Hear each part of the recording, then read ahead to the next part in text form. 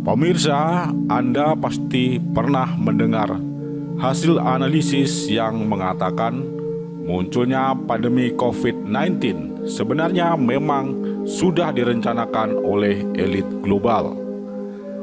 Analisis ini mengungkapkan bahwa elit global lah yang menciptakan virus COVID-19. Untuk melawan wabah virus COVID-19, orang harus melakukan vaksinasi. Vaksin itu pun diciptakan oleh elit global. Di dalam serum vaksin yang disuntikkan, konon terdapat chip yang dapat digunakan untuk mengendalikan manusia. Untuk apa? Untuk menciptakan tatanan dunia baru, yaitu dunia di bawah satu pemerintahan global, yang tentu saja pemerintahan dunia yang sepenuhnya berada dalam kendali elit global. Siapakah mereka yang dimaksud elit global itu? Mereka yang disebut kaum elit global tidak lain adalah kaum Freemason, yaitu anggota ordo rahasia bernama Freemasonry. Jadi yang disebut Freemason adalah orang-orangnya, sedangkan organisasinya disebut Freemasonry. Kaum Freemason tersebar di seluruh dunia. Di antara mereka adalah para politikus maupun pemimpin negara-negara adidaya, para ilmuwan kelas dunia, para pebisnis sukses yang menjadi filantropi, dan para artis papan atas. Keberadaan mereka juga dikaitkan dengan Ordo Illuminati yang diidentikan dengan penyembah Lucifer atau Dajjal. Dan di balik itu semua, banyak yang meyakini bahwa Freemasonry menjalankan agenda Yahudi untuk menguasai dunia. Teori beginian biasa kita kenal dengan sebutan teori konspirasi. Dengan teori ini, keberadaan Freemasonry selalu dikaitkan dengan Illuminati dan persekongkolan jahat global. Teori konspirasi memang paling mudah dan paling menarik untuk menjelaskan peristiwa-peristiwa besar dalam sejarah dunia di zaman modern ini. Mulai dari revolusi industri, revolusi Perancis, Perang Dunia Pertama dan Kedua, kejatuhan Kekaisaran Ottoman, pembunuhan Presiden Kennedy, dan bahkan sampai rencana pemindahan ibu kota negara Indonesia pun akan menjadi menarik jika dijelaskan dengan teori konspirasi ini. Keberhasilan membangun narasi dengan teori konspirasi bergantung pada kelihayan menghubungkan fenomena yang satu dengan fenomena yang lain, peristiwa yang satu dengan peristiwa yang lain, kemudian merangkainya dengan alur imajinasi yang runtut dan rapi. Cocoklogi alias utak-atik gatuk menjadi kunci keberhasilan dalam membangun narasi dengan teori ini. Admin akan membahas kaitan antara ordo rahasia bernama Freemasonry dan Illuminati, serta munculnya teori konspirasi yang selalu dikaitkan dengan keberadaan mereka. Namun karena pembahasan tentang hal ini akan sangat panjang, admin akan membaginya dalam beberapa segmen. Pada segmen pertama ini akan dibahas sejarah munculnya Freemasonry di Eropa, serta kaitannya dengan Lucifer atau Dajjal, dan juga kaitannya dengan Zionisme. Pada video-video berikutnya akan dibahas sejarah keberadaan Illuminati dan kaitannya dengan Freemason, jejak-jejak Freemason di Nusantara, dan tentu saja tidak ketinggalan hal-hal yang terkait dengan teori konspirasi di seputar aktivitas ordo-ordo rahasia ini. Mari simak video ini hingga selesai agar tidak salah paham dan tidak terjebak pada paham yang salah. Kita akan membahas sejarah munculnya Freemasonry dan kaitannya dengan Lucifer atau Dajjal, dan juga kaitannya dengan agenda Zionisme.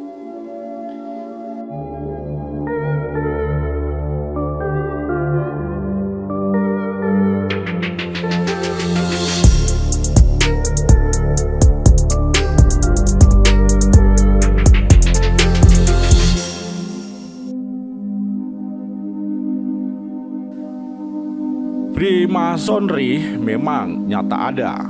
Pada umumnya orang menganggap Freemasonry resmi berdiri pada tahun 1717 di Inggris. Anggapan ini didasarkan pada berdirinya Grand Lodge of England atau Loji Besar Inggris di London, yang tepatnya resmi berdiri pada tanggal 24 Juni tahun 1717. Loji Besar adalah kuil pusat tempat anggota ordo itu melakukan rapat-rapat dan ritual-ritual rahasia. Loji besar membawai loji-loji kecil yang berafiliasi dengannya. Namun sesungguhnya keberadaan kaum Freemason sudah ada jauh sebelum berdirinya loji besar di London itu. Sebuah manuskrip kuno ditemukan di Inggris yang isinya adalah prinsip-prinsip religius Masonik yang ternyata berasal dari tahun 1390 Masehi.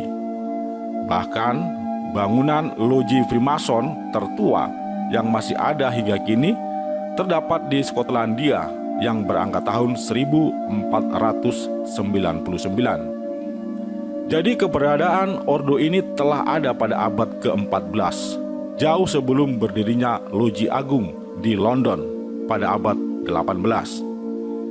Siapakah sebenarnya mereka yang menyebut diri kaum Mason bebas atau Freemason?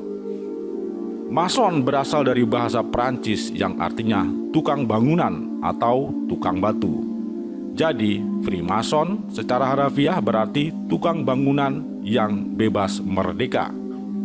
Memang benar, sejarah berdirinya kelompok ini berasal dari persaudaraan para ahli bangunan dan tukang batu. Para ahli bangunan dan tukang batu itu bekerja dengan menggunakan prinsip-prinsip geometri. Karena itu, mereka menggunakan simbol jangkar dan siku dengan huruf G di tengahnya menjadi lambang organisasi mereka. Jangkar dan siku melambangkan keilmuan yang mereka geluti, sedangkan huruf G mengandung dua arti, yaitu God and Geometry. Makna dari lambang ini adalah Tuhan menciptakan semesta dengan sangat teliti, seperti tukang bangunan yang menggunakan prinsip-prinsip geometri. Masyarakat Eropa pada abad pertengahan berada dalam kekuasaan dua institusi yang keduanya saling mempengaruhi, yaitu Gereja Katolik yang adalah institusi agama dan kaum bangsawan yang adalah institusi negara. Dengan begitu, kekuasaan agama dan kekuasaan negara bercampur menjadi satu.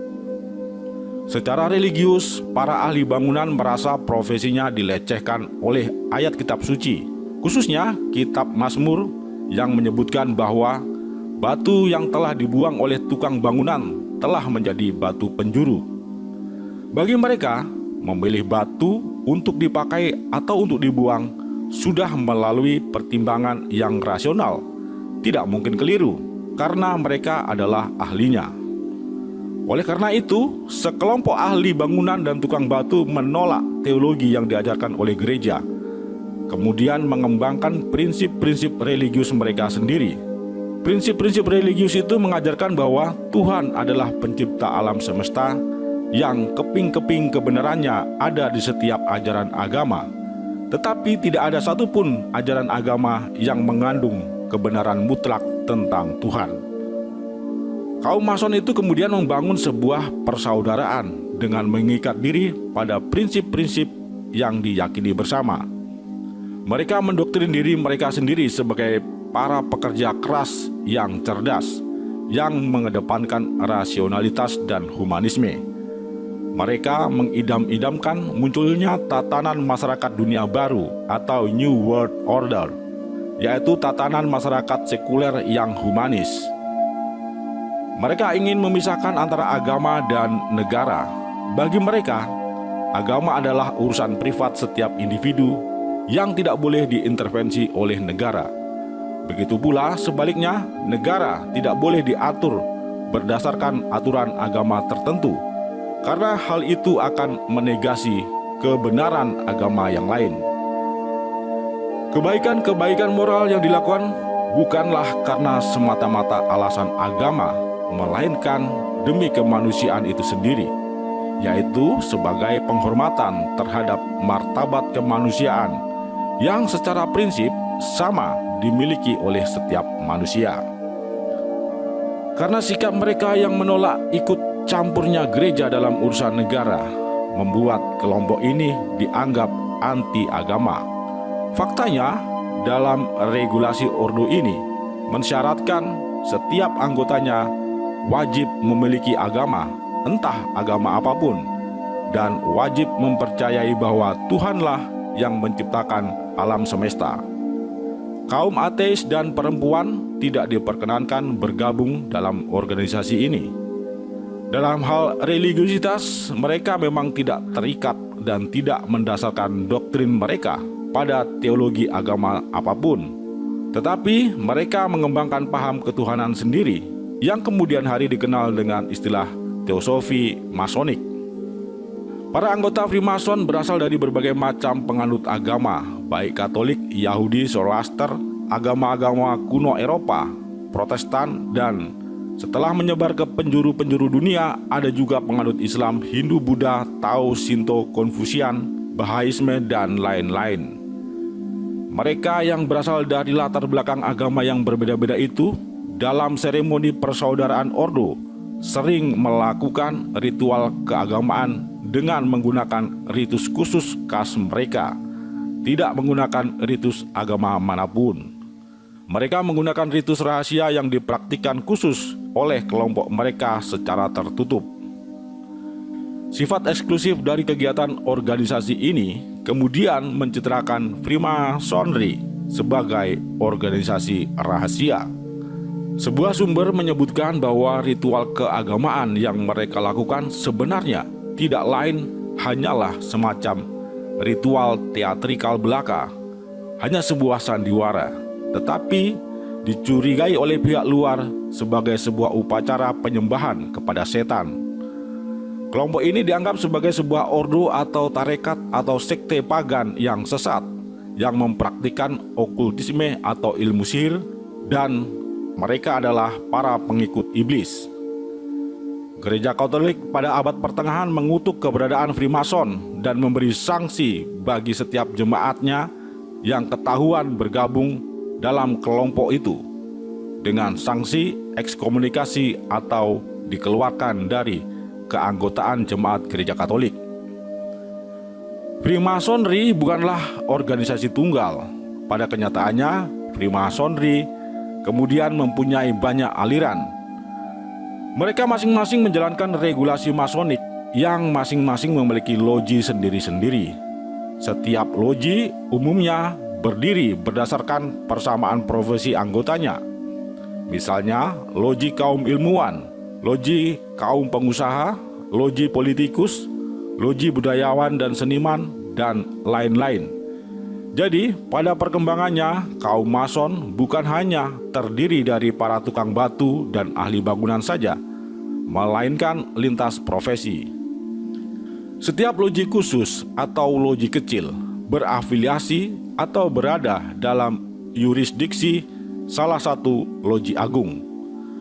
Setiap loji agung mempunyai struktur hierarki 3 lapis, yaitu Grand Master, Master, dan Member.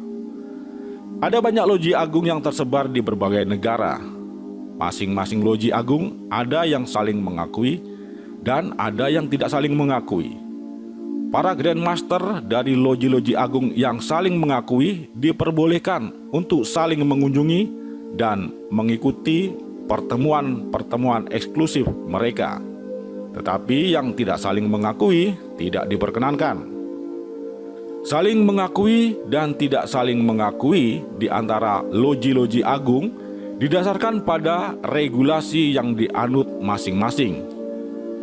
Dalam perkembangannya, ada 2 regulasi yang berlaku, yaitu regulasi lama dan regulasi baru. Ada loji agung yang masih menganut regulasi lama, tetapi ada juga yang menganut regulasi baru.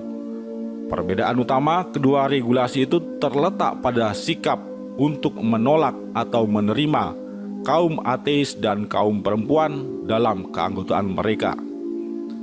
Regulasi lama menolak kaum ateis dan kaum perempuan. Regulasi baru membolehkan kaum ateis untuk bergabung, sedangkan kaum perempuan bisa bergabung sebagai anggota ordo ketiga yang disebut Orient Star atau Bintang Timur. Kemunculan ordo Orient Star ini sebagai bagian dari Freemasonry kemudian memunculkan narasi baru di kalangan masyarakat Eropa yang menghubungkan Freemasonry dengan Lucifer. Orient Star atau Bintang Timur diasosiasikan dengan Lucifer yang juga mengandung arti yang sama, yaitu Bintang Timur. Nama Lucifer pertama kali tercatat dalam Alkitab Vulgata, yaitu kitab Perjanjian Lama yang diterjemahkan oleh Hieronymus dari bahasa Ibrani ke bahasa Latin. Hieronymus menerjemahkan kata Ibrani Heli dalam kitab Yesaya dengan kata Lucifer dalam bahasa Latin. Heli sendiri sebenarnya artinya adalah bintang timur, yang tidak lain adalah planet Venus. Sedangkan Lucifer adalah bentukan dari dua kata Latin, yaitu lux yang artinya cahaya dan vere artinya pembawa. Maka arti kata Lucifer adalah pembawa cahaya. Jadi nama Lucifer muncul dari penerjemahan Hieronymus atas kata Heli. Padahal arti sebenarnya kata Heli adalah bintang timur, sedangkan Lucifer adalah pembawa cahaya. Kitab Yesaya menyebut Heli atau bintang timur yang jatuh sebenarnya menunjuk pada Raja Tirus. Jadi Heli adalah julukan bagi Raja Tirus. Raja Tirus sangat cakap dalam memerintah sehingga berhasil mengalahkan bangsa-bangsa dan berhasil membangun kerajaannya menjadi sebuah kerajaan yang besar. Karena itu, dia dikenal sebagai sang pembawa cahaya dari timur. Tetapi Raja Tirus kemudian menjadi sombong dengan keberhasilannya, sehingga berani menyamakan dirinya dengan Tuhan. Akhirnya, Tuhan menghukum Raja Tirus dengan menghancurkan kerajaannya dan mencampakkannya ke dalam neraka. Nama Lucifer kemudian menjadi populer pada abad ke-14 dan dikenal sebagai rajanya para iblis sejak Dante Alighieri menulis puisinya berjudul Inferno. Di dalam puisinya itu Dante menggambarkan Lucifer adalah salah satu malaikat agung yang dulunya berada di surga melayani Tuhan, tetapi kemudian tergiur oleh kekuasaan sehingga tidak mau lagi menyembah Tuhan dan bermaksud akan merebut tahta kerajaan surga dari Tuhan. Lucifer diikuti sepertiga dari seluruh malaikat yang ada di surga. Akhirnya Lucifer dan pengikutnya dikalahkan oleh pasukan malaikat yang setia kepada Tuhan di bawah pimpinan malaikat agung Mikael. Lucifer dan para pengikutnya dicampakkan ke dalam neraka. Jatuhnya Lucifer dari surga ke neraka memancarkan cahaya seperti petir yang turun dari langit.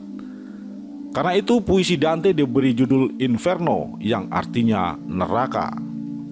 Meskipun Dante hanya mengutip terjemahan Hieronymus dari kata Heli yang artinya bintang timur dan yang sebenarnya menunjuk pada Raja Tirus, tetapi Dante berhasil mempersonifikasikan Lucifer sebagai penghulu dan rajanya para iblis yang paling jahanam. Pesan moral yang disampaikan oleh Dante adalah meskipun seorang malaikat agung, tetapi karena kesombongannya, Lucifer beserta sepertiga malaikat yang mengikutinya kemudian menjadi penghuni neraka. Mengidentikan bintang timur dengan Lucifer seperti yang digambarkan oleh Dante bukan tanpa menimbulkan problem teologis dalam ajaran Katolik. Sebab Yesus Kristus juga disebut pembawa cahaya dan bintang yang menunjukkan saat kelahirannya adalah juga bintang timur. Maka oleh pujangga-pujangga berikutnya, Lucifer dikaitkan dengan sosok naga tua yang menguasai lautan, sebagaimana dikisahkan dalam kitab Wahyu, yaitu naga tua yang hendak menelan seorang perempuan bersama bayinya. Perempuan itu tidak lain adalah Bunda Maria dan bayi yang dilahirkan adalah Kristus. Baik Kristus maupun Lucifer sebenarnya asalnya sama-sama dari surga. Namun karena ketidaktaatannya, Lucifer kemudian menjadi penguasa neraka. Sedangkan Kristus karena ketaatannya kemudian menjadi penguasa di surga. Maka Lucifer kemudian digambarkan sebagai kekuatan anti-Kristus yang akan terus menghalangi manusia agar tidak masuk surga, melainkan menjadi pengikutnya, menjadi penghuni neraka. Perang besar antara Kristus dan Antikristus akan terjadi pada akhir zaman, yaitu ketika Kristus datang kedua kalinya ke dunia. Pada awalnya, kekuatan Antikristus akan merajalela di muka bumi dan akan menimbulkan penderitaan yang sangat ngeri kepada orang-orang beriman. Tetapi pada akhirnya, Kristus akan mengalahkan Antikristus dan menyelamatkan dunia. Munculnya ordo ketiga dari Freemasonry yang dinamai Orient Star menimbulkan keyakinan yang kuat di kalangan masyarakat Eropa kala itu bahwa ordo tersebut mempunyai hubungan khusus dengan Lucifer. Kaum Mason hidup dengan standar moral yang tinggi. Mereka adalah orang-orang terpelajar dan sukses dalam karir maupun usaha mereka.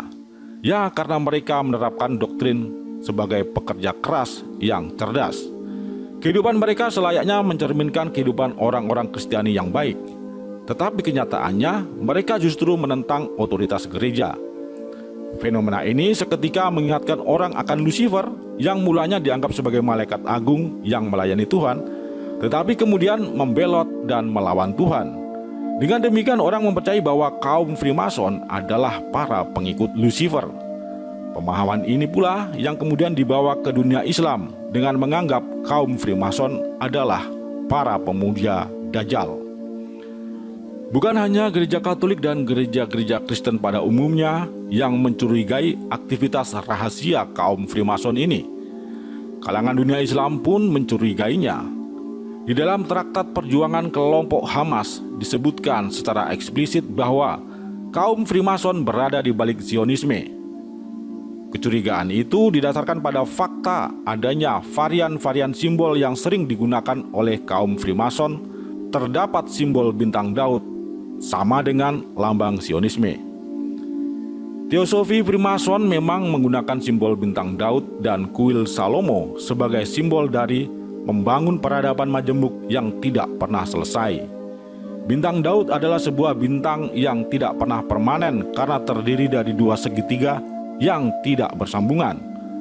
Begitu pula kuil Salomo sejak dibangun hingga kini tidak pernah selesai karena selalu dihancurkan oleh peradaban yang datang kemudian.